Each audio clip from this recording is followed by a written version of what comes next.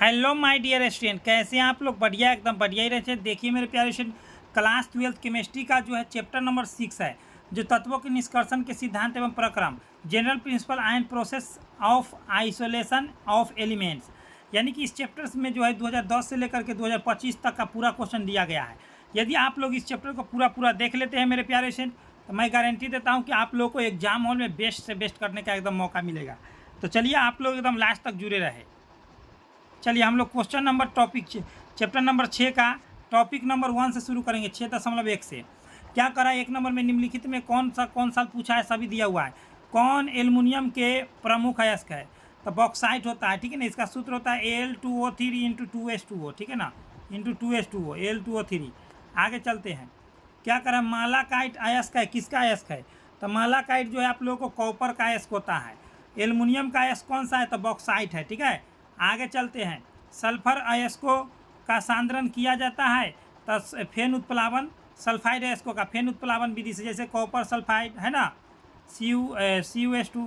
फिर हो गया कॉपर ग्लास हो गया, फिर से आप लोगों को कॉपर प्राइट हो गया CuFeS2 है ना।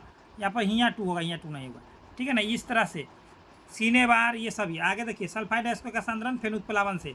गैलेना किसका अयस्क है? तो Pb का, PbS होता है गैलेना का सूत्र, जो सल्फाइड अयस्क है, ठीक है ना। आगे चलते, सीसा का अयस्क है। हमेशा स्वतंत्र अवस्था में पाए जाने वाला धातु कौन है? तो स्वतंत्र अवस्था में पाए जाने वाला धातु सोना है, प्लेटिनम है, ये सब होता है, याद रखेंगे, सोना प्लेटिनम। आगे चलते हैं। आगे क्या कर रहा है मेरे प्यारे से, 7 नंबर में कह रहा है कि कॉपर पेराइट का सूत्र कौन है? तो CuFeS2 होता है। तो CuFeS2 ऑप्शन नंबर बी में है, जो सल्फाइड अयस्क है, फेन उत्प्लावन विधि से शुद्ध होता है। आगे, निम्नलिखित में कौन सा कथन सही है? तो सभी खनिज अयस्क होता है, या सभी अयस्क खनिज होते हैं? सभी अयस्क खनिज होते हैं, ऑप्शन नंबर ए हो जाएगा करेक्ट। चलिए आगे देखते हैं। निम्नलिखित में कौन जिंक का अयस्क नहीं है?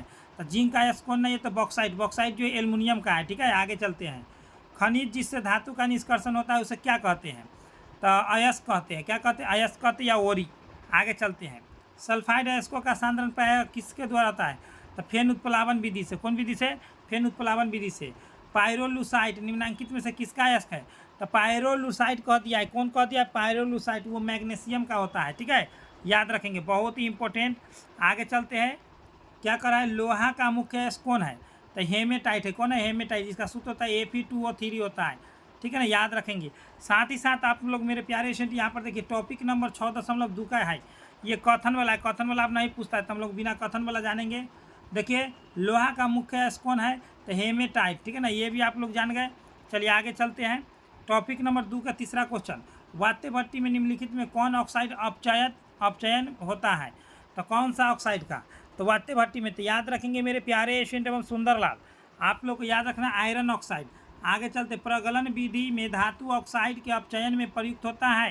तो प्रगलन विधि में धातु ऑक्साइड के अपचयन में कौन सा उपयुक्त होता है? तो कार्बन होता है, याद रखेंगे।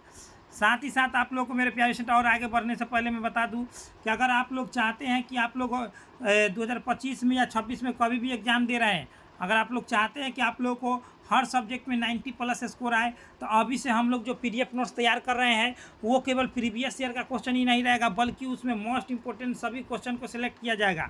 साथ ही साथ आप लोग को VBI question answer subjective objective दिया जाएगा। जो मेरा कॉन्टैक्ट नंबर है, इस कॉन्टैक्ट नंबर से 8229 84 33 52, इस नंबर से आप लोग कॉन्टैक्ट करके आप लोग PDF नोट्स पा सकते हैं।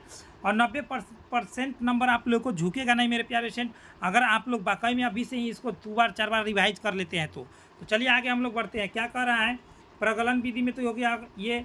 निम्नलिखित में कौन धातु का निष्कर्षण विद्युत विच्छेदन द्वारा नहीं होता है? तो विद्युत विच्छेदन द्वारा नहीं होता, कौन सा धातु का? तो लोहा का नहीं होता है। चलिए आगे बढ़ते हैं। हूप विधि के द्वारा निम्नांकित में किस धातु का शोधन होता है?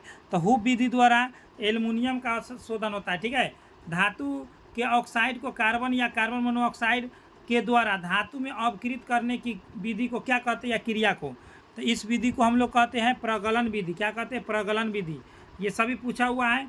निम्नांकित में से किस धातु का के निष्कर्षण के लिए साइनाइड विधि का उपयोग होता है? तो साइनाइड का सिल्वर, याद रखेंगे, स से साइनाइड, स से सिल्वर। और मेरे प्यारे स्टूडेंट, मैं बता दिया हूँ, डिस्क्रिप्शन बॉक्स में टेलीग्राम का लिंक दे दिया गया है।